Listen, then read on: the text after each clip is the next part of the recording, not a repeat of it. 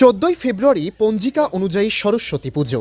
তাই মৃৎশিল্পীরা এখন মাটি, খড়, সুতলি আর বাঁশ দিয়ে সরস্বতী পুজোর প্রতিমা তৈরিতে ব্যস্ত। ইতিমধ্যে প্রতিমার কাঠামো ও মাটির কাজ শেষ পর্যায়ে। পরে রং আর তুলি আঁচড়ের কারুকার্য প্রতিমার রূপ ফুটিয়ে তোলার। সামনের সপ্তাহে শুরু হবে রং তুলির আঁচড়, শেষে চলবে প্রতিমা বেচা বিক্রি।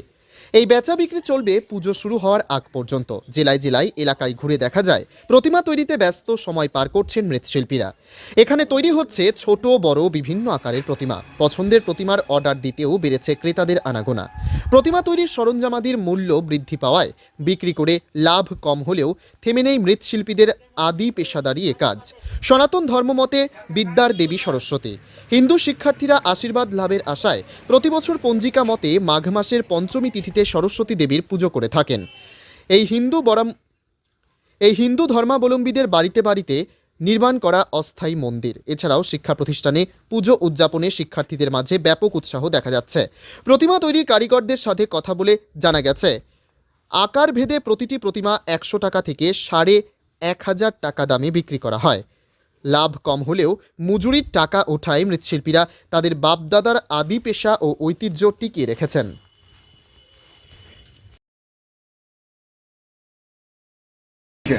বেড়েছে বলতে যে ক্লাবের পুজোটা জাস্ট আগের থেকে যেরকম ছিল সেরকমই আছে, কিন্তু যে বাড়িতে যেগুলো পুজোগুলো হয় সেই পুজোটা পরিমাণে বেড়েছে। ক্লাবের পূজা কমে যাওয়ার কারণটা কি মনে হচ্ছে? এখন ছেলে পেলে বড় হয়ে যাচ্ছে, অনেকে ছেড়ে দিচ্ছে, আবার পড়াশোনা নিয়ে ব্যস্ত থাকছে, কে ক্লাবে যাবে, আসবে না আসবে। একটা ক্লাবে আচ্ছা, জিনিসের এই যে ঠাকুরের যে র ম্যাটেরিয়াল যেটা, এর কি দাম কি বেড়েছে? হ্যাঁ অবশ্যই বেড়েছে। তো আপনাদের ঠাকুরের দাম সেই আন্দাজে কি পরিমাণ বেড়েছে? সে আন্দাজে বলতে ঠাকুরের দাম সেরকম আন্দাজে বাড়েনি, কিন্তু আগের তুলনায় কিছুটা বেড়েছে। ঠাকুরের দাম কিরকম রেঞ্জের আছে আপনার কাছে? 2,500, 3,000। সবচেয়ে শুরু বলতে 700। 700 টাকা। আপনার নাম? আমার নাম রঞ্জন পাল। Wicked Unleashed.